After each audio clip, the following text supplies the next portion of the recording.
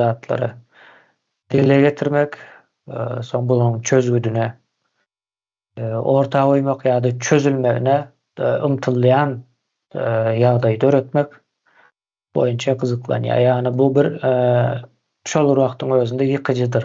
Täze bir zat gurýan bolsa könesini hökmän suratda ýykmalydyr. Könesi bir Rus imperiýasynyň döreden bir nemesi boýunça, düzgüni boýunça hereket edýän bir rejim, köne diýýänimiz şo. Şu wagt biz ýykyjylyk işini alyp barýas, rejimi, Rus imperiýasynyň rejimini ýykýas. Indi bu taýda da iş dünýäsine geldi nowat. İş dünýäsi Türkmenistandaky iş dünýäsi nähili iş dünýäsi. Bular ine sosial mediada, ýene de başga ýerlerde görýänsiňizdir, eşitýänsiňizdir. Bular ýa-ni üýtgeşik bir durmuş ýaşaýarlar. Türkmenistan hakykatdan ham bir neme diýen ýaly, ýa-ni asuda ýaşalyp bilinär ýaly diýilen ýaly bir neme ýagdaý bar. Ýöne halkyň belki de 99%, bize şol nemelere bir ara getirsek 51% ýaly bir zat orta çykýar, sanlary kände. Bularyň ýanynda ýa-ni aýdymçy ýene nämeçi diýilýänleri bar. Olar eýýän başga bir gatlak ýöne iş dünýäsi däl bular. Biz şu wagt iş dünýäsi diýilýän nemäniň guruny etmemiz gerekli. Şeýleräk bir siýasat alyp barýarlar da. Ýa hakykatdan gowy ýaşap gören ýaly ine biznesleri ýörep dur, ine o bar, bu bar diýe ýöne halk enteге çelle ýurdun daşyna çykyp kaçmagyň aladasynda. Ve bu alada enteге çelle durjagy meňzäni ýöne daşarda da mümkinçilikleri ýok. Dünýä gaty üýtgede ve nähili şekil aljagy bizim halkymyza mälim däl. Düşündürmek bilen hem o wagt yetermi yetmezmi hemmesiniň düşünüp ýetişmesine mysal üçin Orsiýada gidilme ýalňyş diýýäs. Sebäbi Orsiýa urşuň içinde ertir bir gün adam yetmezçiliginde şo taýa baran daşary ýurdun ýurtdaşlaryna urşa alyp gitmekleri gaty mümkin. Gaty ýokary ýa-ni mümkinçiligi ýakyn bir ýagdaýda.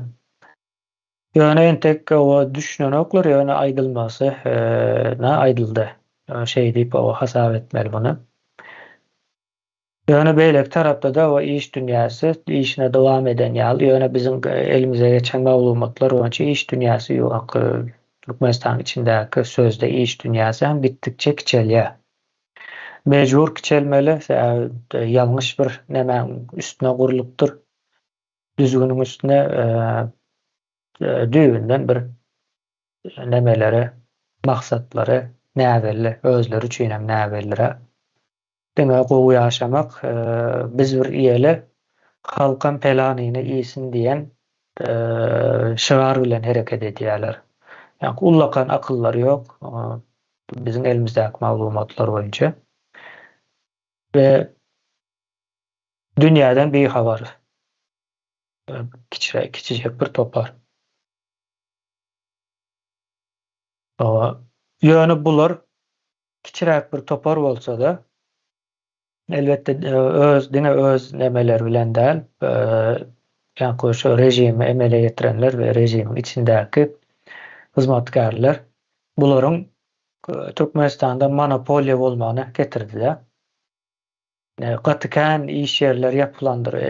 Eşitensiňizdir, diýenler onuň ýerini elinden alypdyr, bunuň ýerini elinden alypdyr, onuň iş nemesini alypdyr buny diýip ýegenler diýip bir at ulanyldy. Ýöne biz izarlap demetdik, o taýda ýegenleriň hiç bir nemesi görüleni ok şu wagtda çelle ýegenler. Henize çelle bu zatlary düşünen ok, ýegenleriň birazrak ýakynrak nemelerini bilýäs ýagdaýlaryny. Bu bir ýörüýte halkyň öz ygtyýarly bir ýagdaýda bir iş gurup pul gazanmagynyň öňüne geçmek üçin edilen bir hereket. Bu taýda da ýegenleriň ady ulanyldy. Buna ýa-ni Rus imperiýasynyň KGB-synyň ýa-ni edýän işine gaty ýakyn we meňzeýär we köp nemelerem şonu işaret edýär. Ýa-ni şoňa getirýär bize soragyň jogaby şo taýlarda. Dur, ýöne näme-de bolsa-da halky garyplaşdyrmagy başardylar. Şol iş ýerleri ýapylandan soň ýa-ni ulu şäherlerde esasen Mar welaýatynda Vatikan kiçi kärhanalar bardy, kiçi we orta ululukda kärhanalar bardy. Bularyň häzir şu wagt köpüsi ýok, orta ululukdaky kärhanalar we onuň üstündäki ululukdaky kärhanalaryň galındylary bar şu wagt hereket edýär. Olar hem gaty agyr ýagdaýda, olar hem izolýas. Şeýlere bir ýagdaýa gelipdir Türkmenistan. Ýöne beýleki tarap, ýani häzirki şu iş dünýäsi diýip şunuky wagtdakyna göz öňünde tutup aýdýar. Olar bolsa monopoliýa bolup işine dowam etdirip durlar. Ýani hemme zady iň erwet hilde we şol wagtda da kymmat bahada satyp o halky ýani çürkemek diýilen näme sözüň iň dogry boljak ýeri halky çürkäp hem iş etdirmäne mümkinçilik gören oklar hem halkyň elindäki pullary ýa-ni öndüren hilsiz önümlerine çalyşýarlar. Ýagdaý şeýle kardeşler ýa-ni mesele öňden bäri düşünýärdik barbyr ýöne bu bir iň soňunda ýazgyda galjakdyr. Hemme kim owa dinlemeli, düşünmeli. Şonuň üçin bir giňişleýin näme düşündürüş bereýin diýdim, girişe edeýin diýdim. Indi bu meselede owa neresinden nädip gürleşjegimiz ýene sizin aýtjak sözleriňizden näme bolar ortağa çykar. 5 minut wagt beriljekdir. Kardeşler, şo 5 minuta ünsli bolsaňyz gowy. Yemiş kardeşimize bereýin, elini galdyryp dur. Sağ olun. Men şu nämäni aýtasym gelýär, şu işleri elinden ýapylan nemeler wada adamlaryny bizi Sakarçay Trawnyň katılgym şatlyk owasy bilen wada ben gapdarymdaky owa. Şol owada marojna çykaryp satýardylar. Öýme öý diýen ýaly bardy. Marojna çykarýan we bunyň soňy 2000 men ýadymda 2007-2008-nji ýyllarda iň soňuna geldiler, ýani çykarma ýaly getdiler, ýörüýti. Ses gitdi. Alongo. Sesim baranokmy? Indi gelýär. Nerede galdym? 2007'de. 2007-2008-nji ýyllarda şo marojna çykarýan hojalyklar ýapyldy. Dol, ýani adamlaryň özleri ýapmadylar, buny möhürläp gitdiler. Çykarma ýaly edip. Ondan soňra nemeler çykyp başlady şu täzaýyň marojnalary, salkynyň marojnalary çykyp başlady, ýani paketlenen görnüşinde edip çykaryp başladylar. Ýani şoňa çenli adamlarda iş bardy. Her bir hojalykda 4-5 tanak adam işgär işleýärdi-de. O da bir owaň içinde gaty känni. Öýme öý diýen ýaly bardy, gyzylgym şatlyk diýip owady. Ine şol atlaram ýani adamlaryň ellerinden alındı da, ýani şolar marojna çykarýan wagtlary biziň owalarymyzy ýörüýti sygyr saklap süýt satýardylar adamlar, ýani süýt çöplemäge gelýän owaň ýörüýti adamlar gelýär alýan nemeleri bardy. Her kimiň öýüne mal saklap bilýärdiler. Mal saklamaklary üçin ot iýimde adam amatdyldy boldy şo döwürler. Emma 2007-2008-nji ýylda buň düýüni palta urdular, ýani ýapdylar buny. Ondan soňra şu nemede bardy adamlarda bir iş bardy, ýani öýüne öküz saklap 5-6 sanak öküz saklap käsi 10-20 santyna zat etýärdiler, saklaýardylar, sebäbi iýim alyp bolýardy. Emma onam yaptılar. Onun şol nemesine urdular. Yani iyimi alıp bolmady ýaly getdiler. İlki gater we gymmatlatdylar, soň ýok etdiler. Ondan soňra meselem adam başyna passwordyny ertip bersen 20 kilemi 20 näçe kilemi şu neme berip paýok berip başladylar da. İyimi paýok edip başladylar maryň içinde. Ve onun adamlar iýmem tapyp bilmeýän üçin ýa-da iýmiň aşağı gymmat bolanlygy üçin iş yerler yapyldy. Yani bizi her kim edarada da zat etmeýärdiler. İşlemeýärdiler o döwürler şol her kim öýünde towuk saklap bilýärdi, mal saklaýardy ýa-da marojna çykaryp satýanlar bardy. Hatta bizim owamyzda aýakka tikip satýanlar bardy. Olaram yapmaly boldular. Hemmesi. Yani bu zatlar o şu 90-njy ýyllar bilen 2007-nji 8-nji ýyllara çenliki bolan zatlar ondan soňra eýem yapylyp başlady, kynnaşyp başlady. Ondan soň şu nemeler açylyp başlady. Täze diýdi. Heýlek neme karhanalar. Ine şu adam nemelen adamlaryň parja nemeleri gally, etmäne işleri gally. O da parnik etýärlerde. Sizin owalamyzda da kan ýanymyzdaky neme paňatar täher owasyny hasam kan parnik, öýmöý diýen ýaly parnik bar we onuň içinde hıyar pomidor ekýärler, balgaç, ot her hil zatlar ekip satýarlar da. Ýöne az wagtdan belki halaram yaptırarlarm kadiýan men. Ýuwaş-ýuwaşdan sebäbi neme ýok edip barýarlar da bular. İş yerleri ýok etýärler, monopoliýa geçirip barýarlar. Hemme taraplary monopoliýa geçýärler. Şular aýdaýyn edim. Sag bolun. Hawa, sağ olun. Ýene başga şuňa benzeş ýa-da düýünden başga ýa-da şuňa degişli gurulum etjeňiz barmy? Hawa, Miwe kardeşimize bereýin sözü. Sağ ol Kemine.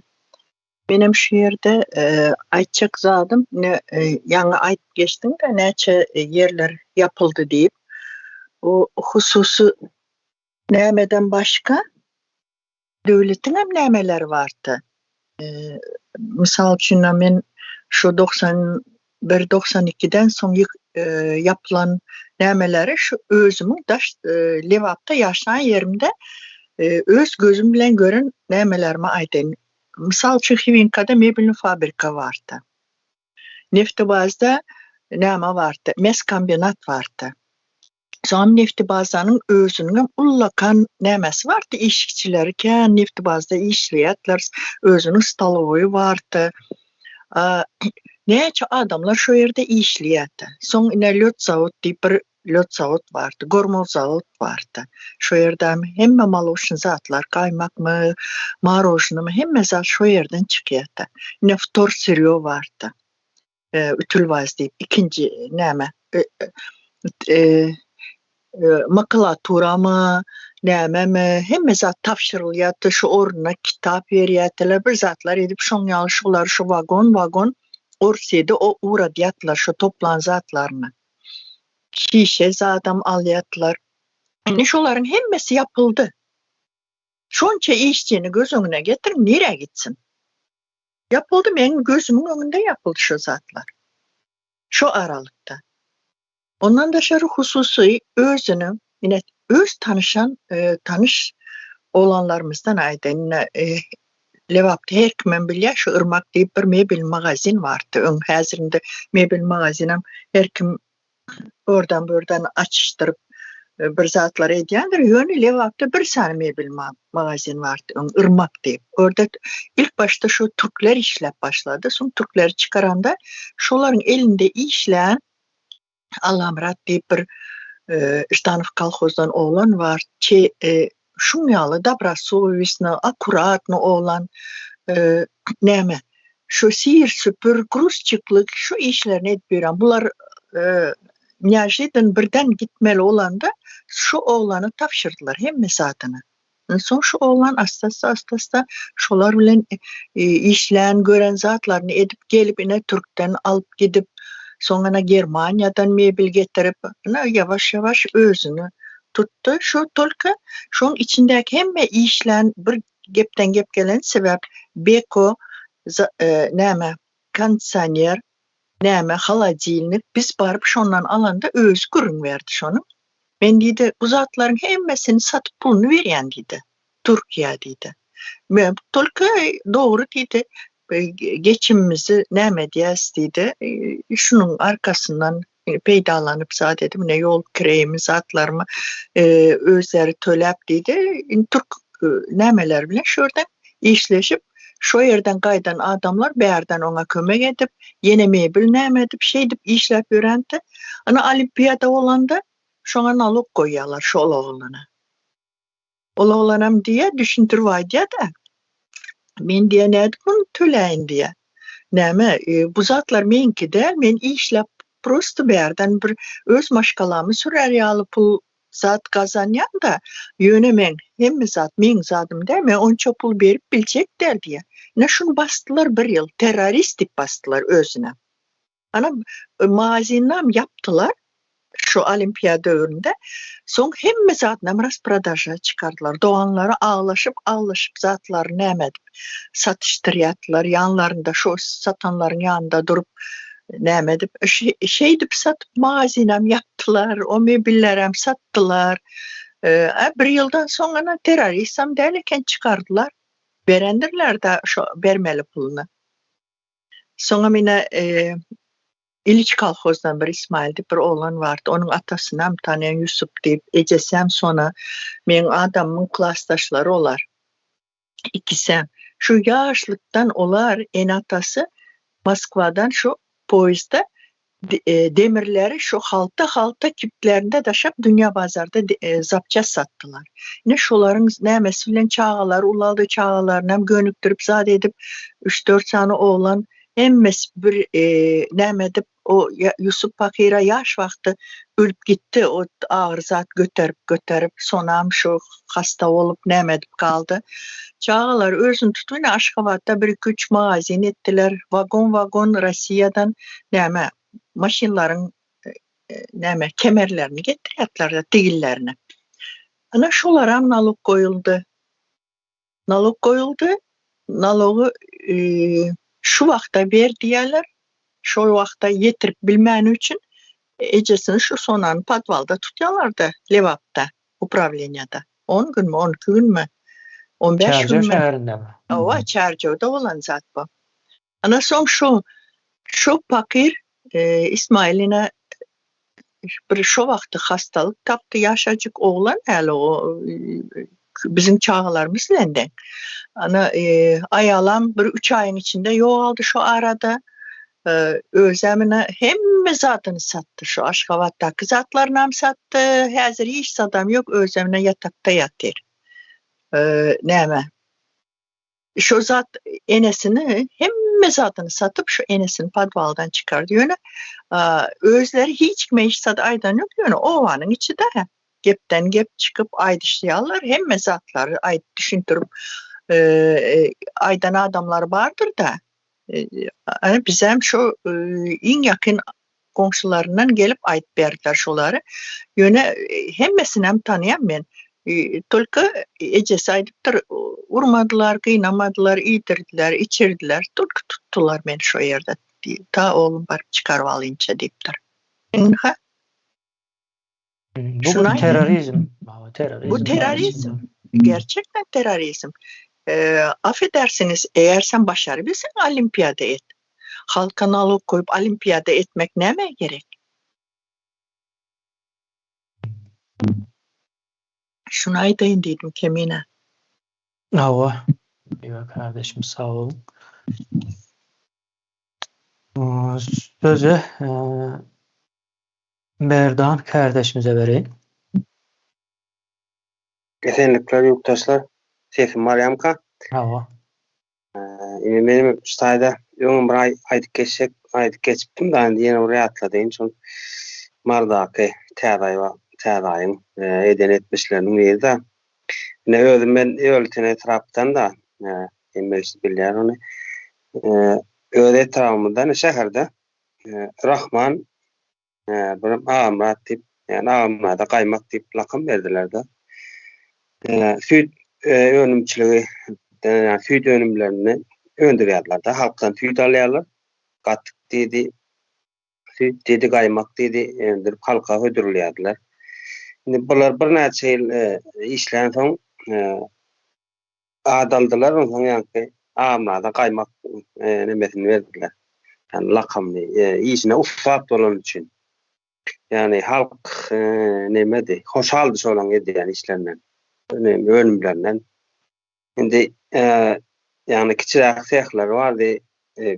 Birden yaş oğlan gıydılar işlediler. Yani halka hem pul veriyorlar hem iş veriyorlar hem de önüm ödürlüyorlar. Arası sütten. Yani önümüm yakıca sığırım madıçılara süt tavsiye geldim da ben.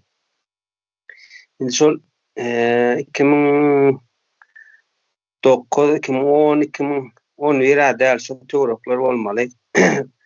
Bunun üstüne hiç salgyt edarasy bardyr. Nalogu diýerler öňe. Şolary nemedip küşkürip hiç koymadylar. Olar mardan gelýän vilayet nemeleri. Salgyt işgärleri. Näme bir bahana tapýandyrlar da. Bunun nemesini araşdyrdyk, soruşdurýar da näme üçin gelýärler, näme edýärler. Ýani aňyrsynda täzaýyň nemesi bar, konkurensiyasy bar. Täzaý şunu bir gerek bir barlatdyrdy, onda hiç bahana tapylmaň gitdiler soňky. Ikinji gerek ýa bilmedim näme bahana etdiler, ýapmana mejbur etdiler da olanlara, agmatdaga. Bunun ýöreten şäheriniň nemesinde yani hem kiçiräjik dükanlarda hem uly dükanlarında bularyň önümleri sergilenip satylýardy da. Indi şondan soň ýa-ni gaýtsymy däli nemäki gelip başlady. Mardaky täzaýyň önümleri. Oğlanlara misli galdy, halkam arasy önümsiz galdyny şeýdip güç görkezip zorluk görkezip öz işini başarýan adamlary ýol nime diýerler da terror öksürýärler diýerler, terror öksürüp hatardan çykardylar. Oğlanlar hem her bir erik derdim ýene daga gitdi. Taýda da näme iş etdiler. Şonlukla aýtsak bolýany mene başda şol täze ýöletenden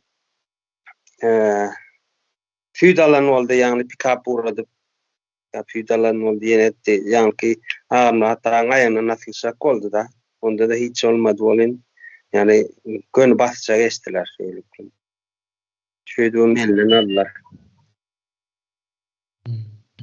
Şonu eneme deýin, ýatla keçen dedim. Nova. Ya bularyň edýän bir nemesi, taktikasy da. Barla gelýär, soň şol işlemez ýaly bolup galýardy. Meniň bilýänim Çarjewda bir kalbasa seh bar eken Gök bazaryň nemesinde, bir gyrasynda daşam seredýär, içem seredýär bilemok nemesini. Kän gurrun berdiler. Şol dağdan başlayan ekene bir näçe saatyň içinde akşam bolmagy gutorup ýapylýan ekende ýa-ni kalbasa kızgyny bilen şo taýda çykaryp berýärmişde. Şu aparatnam getiripdir, hemme adam gowuken talabam gowy, adamlaram gowy görýän eken, gözüň öňünde taýynlanýar pikir edim. Belki de dünýäniň hiç bir ýerinde ýok. Bunyň ýaly näme? Görýärler ine diýir nemäni getirip ulu mal bolmaly da, ulu maly getirip bölekläp Şu näme için aparatın içine goýýan ekenler, beýlek tarapyndan çykýan ekenler. Ýakylan bazarda diýär. Ýakylan bazarda ekeni. Soň Kemine dünya bazar ýalňyşdyr. dünýä bazar, ýakylan bazar ol. Dogry, ýakylan bazar nämesinde bolan üçin garşdyrdym ýalyny. Ine siz gurrun berip berersiňiz, çärjegiňkiler has belki nämesinden hem müşterisen bolandyr şol ýerim. Yani en soňunda şonu işlemez ýaly gitdirler. Owa. Vilayetın 5 vilayetın her yerinden gelip şuradan kalbasa atacağız. Bize ýoksam gaty uzak şondan eşitdik-de bizem. Gaty uzak. Aşgabat'a gitmek has ýakyn. Çärjeden bize gelmek. Yani biz taraplara çelli ýaýrapdyr da. Sözü men Umyda kardeşimize bereýin. Sağ olun Kemine. Häzirine şu zatlary eşitip oturan bu zatlaryň hiç sady bilmedik. Bizler firmalar, köp firmalar yapıldı da ýöne gözümüz öňünde yapıldı. Köp firmalar ýöne bizler bu zatlaryň farkyna barmadyk. Ine hazır şu dünya bazardaky kalbasyny seha aýtdyň da ören meşhurdy ýanky Mewa ablanyň aýdyşyny näçem bir zatlardan gelýärdi de raýonlardan, vilayetlerden hem gelip alýarlar düşürde kalbasa oçuru yetmeýärdi. Näçe saat öňünden oçura durup almaly bolýardyň, sıra durup. Şu aýdyşyň ýaly ululuk холодильниклар, ululu makina nämeleri bardy. Makinalary, zatlary gözüň öňünde eti çıkaryp etten nämeleri varis edip kalbasalar çıkarýarlardy. Şu dünya bazarı yapılan soň şu seham yapıldy, soň nereye gitti onu hiç kim bilmeýär. Yani şunun daşında bilişip pişirediğin yerler hem bardı şu kiçe bir nämeleri şulam yapıldı. Yaman gowy oçura durup alýardy adamlar. Yetişip hem bilmeýärdiler. Soňra ýene şu gözüm öňünde ýan bir tänim yapılan zady Çarjyň Ürenji posolka diýen ýerinde bir suhari çıkaran bir näme bardy. Kiçi bir kerhana nämesi de öýünde çıkarýardy adam. Şu gök bazar bolsun ya vilayetlara mary ahal şu daşozlara miberýärdi şu adam optum sary paketler bardy şuna doldurup işçileri bardy. Şu adam şu öýünem satyp hemme sehynyň näme maşynlaryny, zatlaryny satyp gitdi şu adam. Maşgalasy bilen Türkiýe'ye gitdi. Yani benim şundan alıp satýardım da şunu bilýän. Şuň ýaly firmalar nämeler soňra bir Hazar dep täze aýdan bir Hazar dep firma bardy. Şuň ýaly tort zat pişirip çıkarýan. Şular hemsini näme boldy yapılıp gitdi. Soň hiç ýaly Hazar piçenýalary başta bardy köpde soňra ýok alyp gitdi şular. Häzirinde şu zatlar açılıp başlady oýlanyp otursaň doğrudan hem kiçik kerhanalar yapıldı. Soň şu täze ay açıldı. Soň halal dep bir kalbasyny nämeleri bar şu açıldı. Kiçik kerhanalar yapıldı. Bularyň şu häzirinde eşde otursaň şulan aşağından bular näme çıkıp duran da ulu iş adamlarymı Şu rejimiň nämesi. Soňra bularyň ýene bir nämesi bar, Başkent dil merkezleri bar. Men yeğenimi dil merkezine gidip yazdırdım da şunda girdim içine birazcık şu nämesi direktor bilen gürleşdim zat etdim. Şu gara otursaň yaman bir ağzı bir bular. Ağzı bir bolup şu edýän işlerem savremenni nämeler de bizler ýaly zat görmän soň içine girip bir hayran galýan da içinde tenis, spor nämeleri bar, köp zatlar bar da içinde. Ýöne bizleriň okullarda ýönekey bir hiç bir nämeler ýok. Ýöne onlaryň okullarında hemme zat savremenni, hem ağzı bir işçileri. Soňra her ýerden iş almaýarlar. Kim? Bular kim? Bular dänimiz şu ýany Gülenler, Fethullah Gülen täze aý bilen baglanşykly. Täze aý bilen baglanşykly. Şularyň köp aşağından araştırsaň şu nämeler çykdy.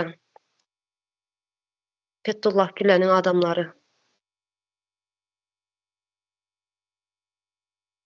Näme üçin däne Başkent şularyň adamlary açyn. Dil merkezlerini. Aa, Türk okullar bar, Türkmen Türk okullar mesela. Nova iş dünýäsine olaryň hem täsiri ular, ona hem bir gurrun edip geçers meclisin belki soňky nemelerinde. Şu zatlar çykýar da şu adamlar. Täze aýyň firma nämeniň adamlary da şular. Nova. Şunu aýdym dedim. Doğru. Miwe kardeşimizin ele alıp dur ýa-da düşürme ýadynan çykardy ýa-da täzeden söz aljak boka. Aydıp geçin şu yankı Mhm. mektebi arada demedilende öyle alan okuçlar var ya, bunları misal için hemen yanında bir Ses biraz neme uzaktan gelýär. hazır. Oldu. Oldu mu? Ýa-wa oldu şu. Yanımızda bir kardeşimiz var, Rustamış deyip, akuşer ginekolog. Şoň oğulları Türkmen Türk Mektebi'ne okuwa saldı. Bir gün oturantık, abet wagtynda 3 tane Türk geldi. Rustamış sorap. Soň olaram siz kim diýse, şu Türkmen Türk Mektebiň yol başçısı, muallimi, yine şu oğlunun klasındaky muallim, şoňaly. Biz hayran kaldık o döwürlerde. Bu nähili ol muallimler? Soň men sorak berdim, siz hemme okuçylara şoňaly barýaňyzmy? Tanışmana geldim diýdi. Rustamov babam bilen men okuçymyň atasy bilen tanışmaga geldim diýdi. Men diýdim, siz hemme okuçylaryňyzyň atasy enesi bilen tanışýaňyzmy ýa diňe şu Rustam bilen tanışmaga geldiňizmi diýdim. Soň aýtdy, ýok, biz diýdi ne tolka iş yer atalarının iş yerlerini, enelerinin iş yerlerini, soňra şu çağanyň ýaşaýan öýe şu okamana, şoňa dastoyny öýme, ışıklı öýme, yatan yeri nähili olara çel hemmesi ady interesowat edýäs diýipdi de şonda gen kalantym. Ne häzir şu Türk Mektebinden nämetse şunu aýdaýyn diýdim. Ýa-wa. Bugun nememiz edil Türkmen Türk däl. Değişli bolsa demedip bilersiňiz, aýdyp bilersiňiz eger şu iş dünýäsiniň nemesinde bagly ýerler öyle. Sağ olun.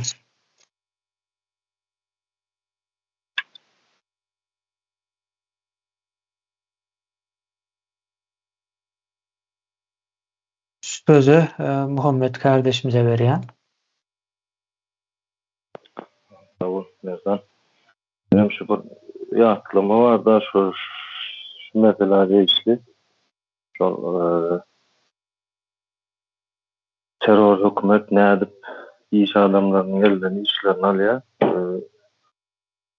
Şu Mar şehrinde bir anna koduk deyip tutuş belki velayet derecesinde şehirde hem tanıyor. Ulu bir iş adam vardı. Şu kodu işlerine surat koduk bir surat markası işleyen sol döwürler.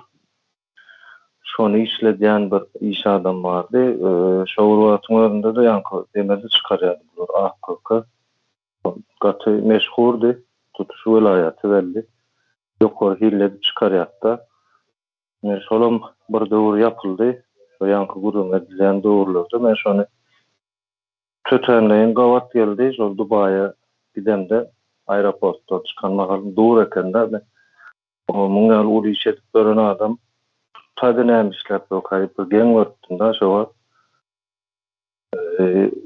Çık gaýdypdyr şol bir uşak düşeginde şol şo döwürki edip gören işlerine gawat gelmeýän işlerle meşguldy-da şowa. Onuň şo geň görtdüm-da näme üçin beýle taýdyp adam terede oturýar bolýan şol terör hükümetiň şo döwürki eden işlerinde şoňam ýeri ýapylypdyr. Elinden hem alınıpdyr işleri.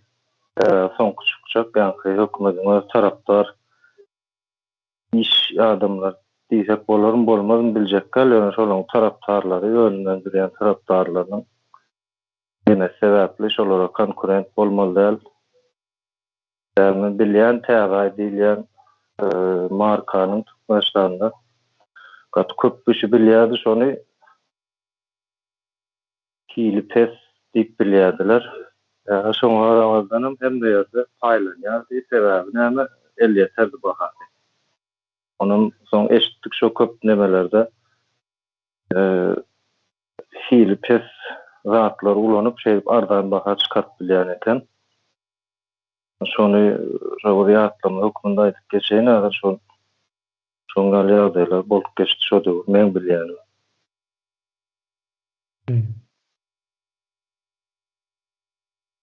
Ýagny. Başga söz aljak barmy? Mesele bilen baglanşykly.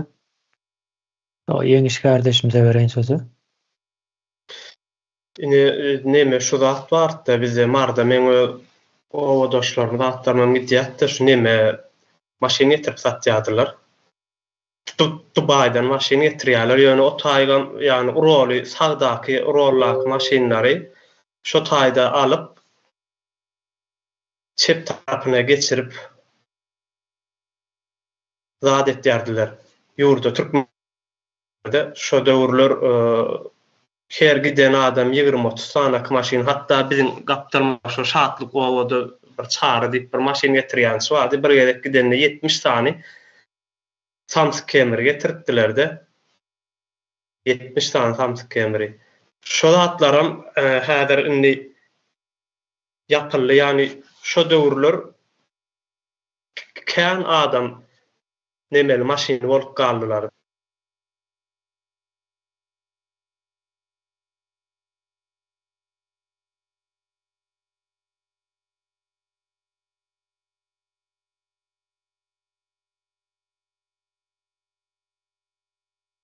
Sesme gitti.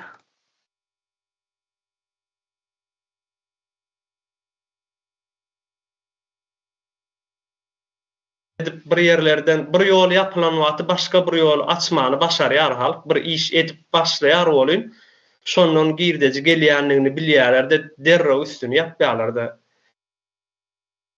Men ýani marorna çykarýan neme hakda aýdyp berdim-de. Şol owany häzir umumy göçürdi alan wagtymyzda bir uly bir fabrik ýalaky bir zat bolýar bu. Gaty uly ýani bütün bir owanyň içinde çykarýan şo döwürler marojnanyň bir marojnanyň bahasy 30 teňedi.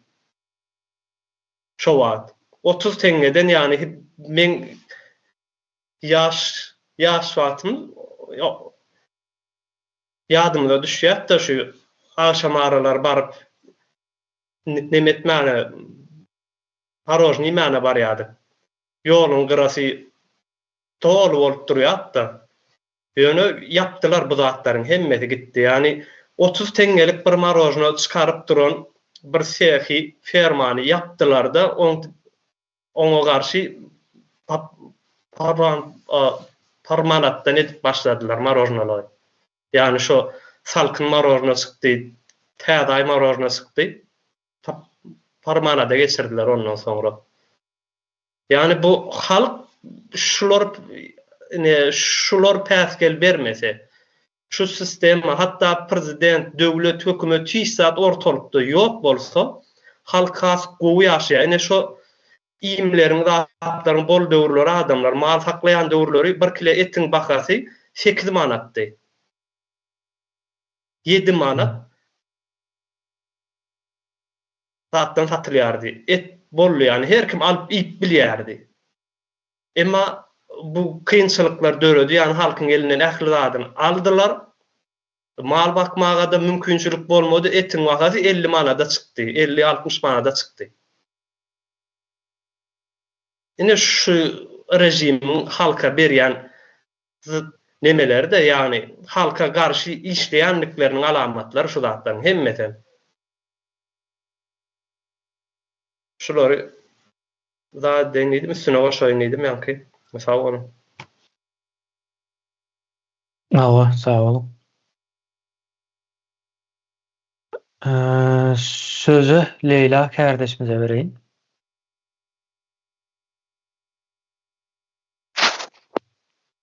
Salam kasıpdaşlar. Menem öz başımdan ötkenini açacak bolaman da hem konuşumuzu görüp oturupman şularını açacakman. Bize 2004-nji ýylda näde işleýärdik tüp dispanserde. Örde sakrışenya dediledan borçsalany hemmeçkini mundindeleni ne diýdi erkekler işlidi onun neleri bak şularny ne etdiler sakrışenya etdiler. Menimçe temizlik arastaçılık birinci orunda dursa gerek de. Men şunday dep düşünemen lekin bu terör topar şularny çörek yep oturgandan şundan çörek yep gün görüp oturgandan görü ölmediler. Şularny sakrışenya etdiler. Osun mesestralany hem tuvalet ýuwadygyny etip koýdular, hem mesestraçylyk işini etediler, ukol dary derman bilen çogurlanadylar, hem yemek berediler. 3 işni bir nege tönkediler. Ne üçün? Bulara aylık vermeslik üçün. Şunu ettirip neden ayırdılar halkını? Yep oturgan çörekinden ayırdılar.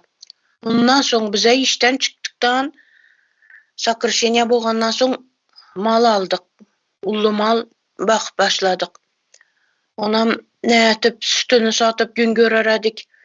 Osun yemlerini payok etip başladılar.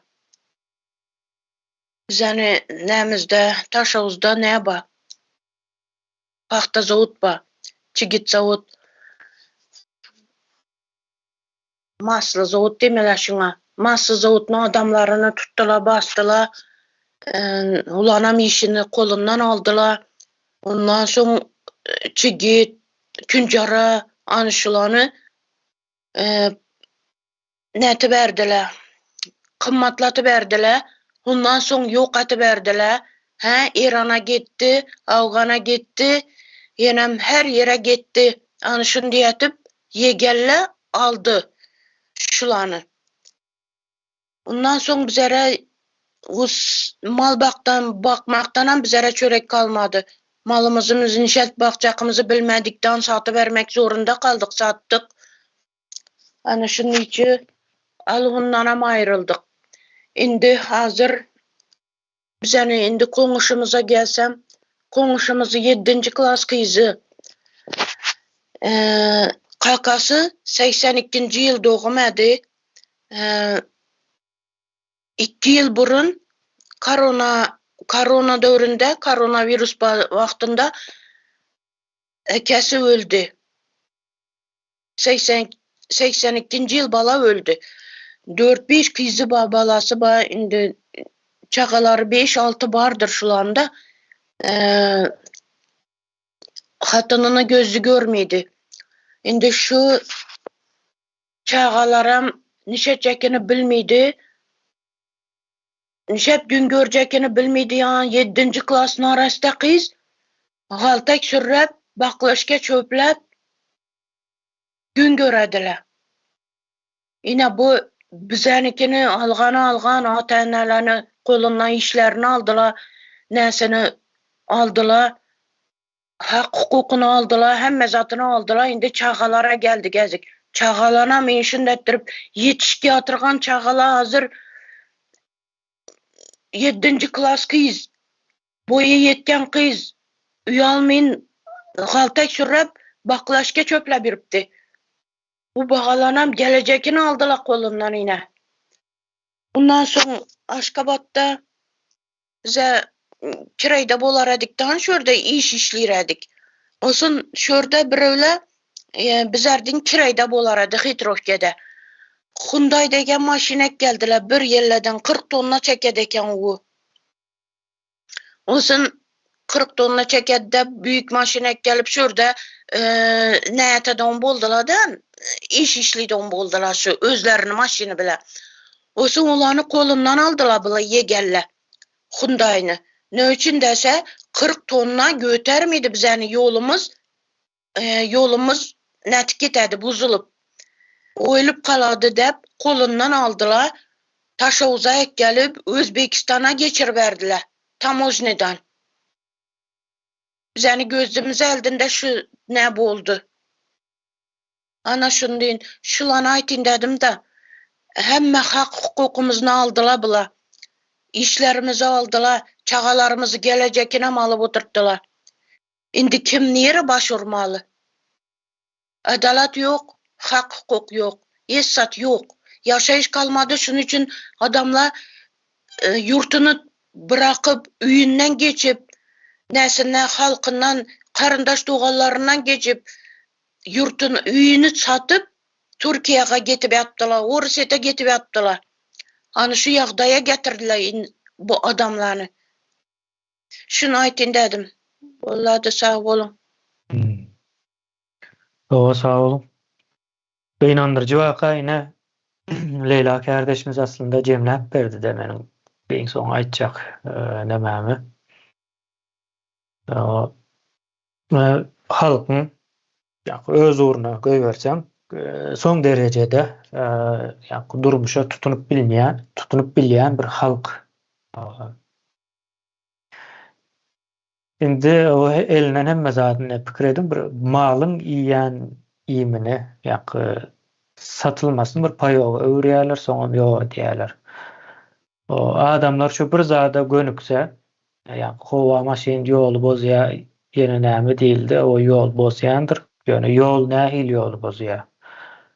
O hakiki yol bozuyan ya da toprak karşı asfalttan yasalan yollar bozuluyor.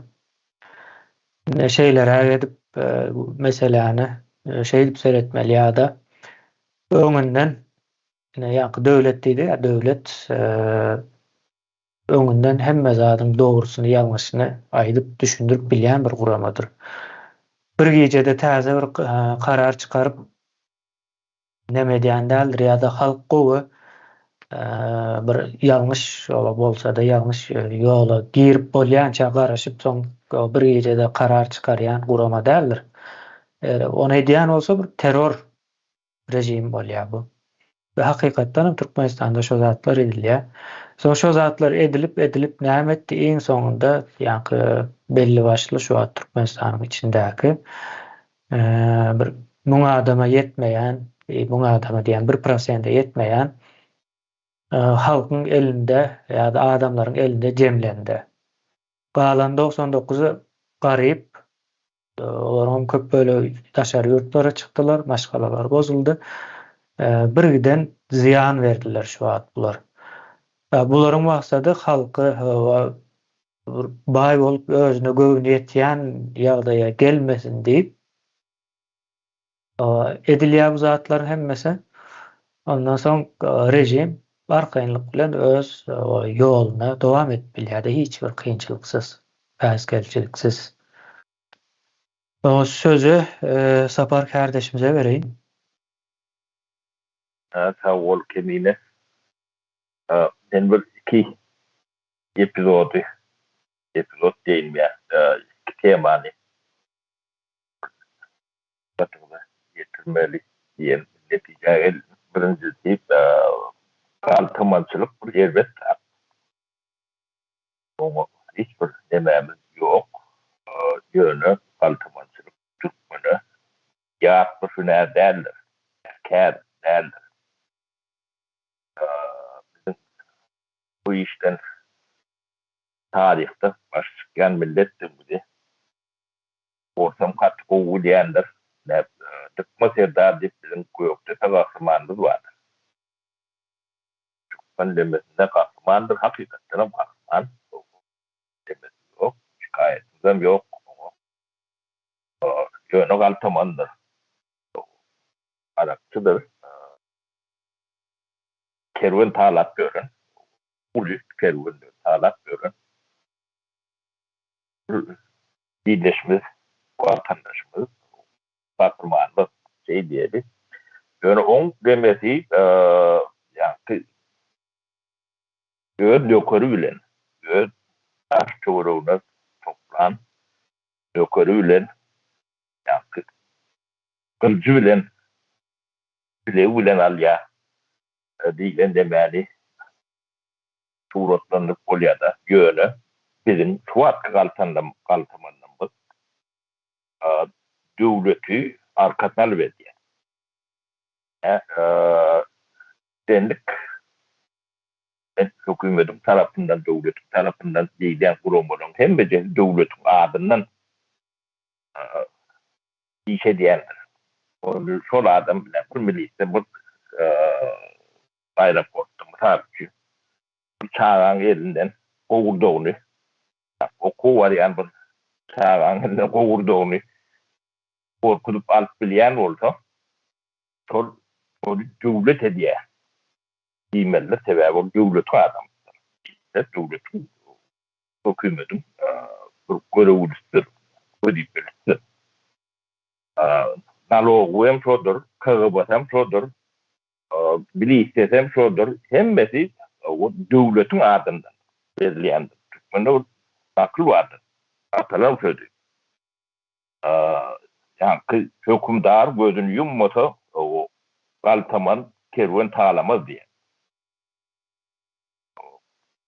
Yani Türkmenistan'da neme kaltamançılıktır öyle devlet derecesinde rekit değil yani bu.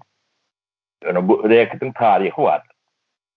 1917 yılın beri Sovyet demesinin içinde şu atlar elinde ama bolup gelendir. Böyle bir yani epizod ne hep bir bırak vardır. O ekonomik politika. O tarihi size öğretilmedi. Onu öğrenmeye de mümkünçülüğü olan nerede sebebi internet yok, kitap yok, kitap yok. O iktisadi erkinçilik veriliyor 17 yıllarda. Bahadır iktisadiyeti alakalı işler başlıyor. Kulaklar yani diyenleme kaplak emele geliyor yani orta sınıflı bay birbirlerini işleyen emele gelip başlıyor. Sonra onu kırıyorlar. Kulakla görüştüğü görüntü tarihimizin yıllar var. Türkmen'de de degendir, beylik emelere de degendir. Türkmenistan'ın 92. yılın beri gelen tarihini izlediyseniz Sodatlan hem de cesim bolundu. Çoğutan 5. yıl içinde biz Bahadır faaliyetine geçeceğiz deyip devlet kendi kararları, kanunları kabul edendir. O halkın demesine de erkinlik verendir. Şu doğurdu, nereden öyle işten doğurdu. Giden 8-9 bin iş adam, iş demesi firma diyeyim, kurumu adından ortalama 20 adam olanla da 8 bin 2 bin iş yeri olayanlarını gözümüne getirip önüm öndürüyor. O önüm öndürüyen kaptanın hakkı nemede yine de talep dörü diye o taydana bir önüm çıktı diye. Bu da aslan zıncırlık diye de yönü 98. yıl yaratma düşmeyen oldu. Şunun hem becesini bir kavlen yaptı şu. Onun sebebi var. Sebep ne için yapıyorlar? Ne ort demesinin bir narratifi vardır. Narratif değil ya da protokol ya da sistema ya da demesi vardır. Hem de kontrolün atarını olmalı. Bahadır iktisadiyeti işlep başladı. O ederli iş adamları. İnsan dörüyer. Yani köpçülüğün içinde yokman döreymeli. O dörüyerin, o Türkmen'in Yemisten ya da İngiliz'den ya da Türk'ten kampık derler. Bizim aklı var, zihni var, huzur gayratı var. Oraya neme edir kuğumkalak Türkmen derler. Bizim doğrumuzda bu zatlar ortaya o ders verebilecek Türkmen işlemi var. Bir yer çolong nemesini saklama için yine Türkmenistan'ın birisi. Dörödülöndür, yörüyte dörödülöndür. Şu yani sinatu patok çolong eline olmalı. Yani bu şeylere işleyendir. Onun için bizim çoğuna düşmüyordum. Sebebi yörüyte edilendir. Bunu Ervet minister, oğru minister, ya oğru planı eden demezlerdir. Bu sistemli edilen zattır. O şimdi başka zatlar bilen mağlap, propaganda demek bilen büyütümlü. Büyüğünün başka yerler kovulayandır. Şuları bolyan adamlar işletmeliyendir. Yani bu ahlak tarafı vardır. Ne adalet tabiatının bir kanunu vardır. Şimdi bu Türkmen sözünü değer başladığımız öyle yok. Tabii Türkmen'de bulur yarak düşünce olman çok ayrı konu nokta. Yani adaletli konkurensi diye ya hukuki ya da haklı konkurensi. Yani çok yokman bolmalıdır. Çok bolmasa ondan bir işlet bile beylekse de şunu çökülür. Soru yalak neme var. Şimdi bizim Türkmen iş adamlarımız yaşmanat kazanandan bir ahlak derecesini demetmediler. Bu adama ara kadalan, bu 10 adama da bol ya. Bol. Sen onun fayda nedir işlet bile. Sorun kazandı işleyen. Yani o firma adını saytalı kemiğine Tezay. o teray ne bir işlet bile. Devletlerden işlemediler. Yani Koloryalık firma yani iş adamlarının kazananları bokunduğundan ahlaklı orada geçmediler. Yani bunlar yine hemen üstünü de çok unuttu. Başkaları tozduruyorlar. Bunları yani elinden alıp onların dini unuttu. Bu türde var o sayede. Onu isteyenlerim katıken. Başkaları da hakkı. Yani şu hakkı getiren yardayı ebel usulüyle edilen iştir. Bu genetiğden bu yanına bir hiç satyalı korkalyan. Bu da atları o değişmekte Türkmenistan'ın başından geçen hafta düşündürülecek gel. Görüntü gerçekleştirdi. Başardığımızdan vurumları yönü şu atlan nemesi devlet kaltamançılığıdır. Adını doğru bu devlet değerler. O kaltaman devlet kol bilmeyen bunlara karşı edilen demelerin bunlar devlet derecesinde devlet aklı, devlet prensipleri bilen bu zatları yakalaşmasa onun aslında da üyelerine münasip şekilde aytuğu vermeli halk. Yani, ona düşünen yoktur. Hem yavaş yavaş düşünüp başladılar. Yani aydıracak, atılacak o demelerken onam yoş başardığımızdan büyüyüp etmeli. Yani şunu aydan dedim kendine. Owa sapara baltaman devlet däldir. O halkın karşısına işleýär. Görünüp duruyor de şu ýagdaýa düşürildi halk. Bunun içinden çıkmalı. Indi biz bu taýda bu zat nädip boldy? Soň nädip bolanna düşünüp bilsek näme etmesine de düşünürüz meclis dokmanda.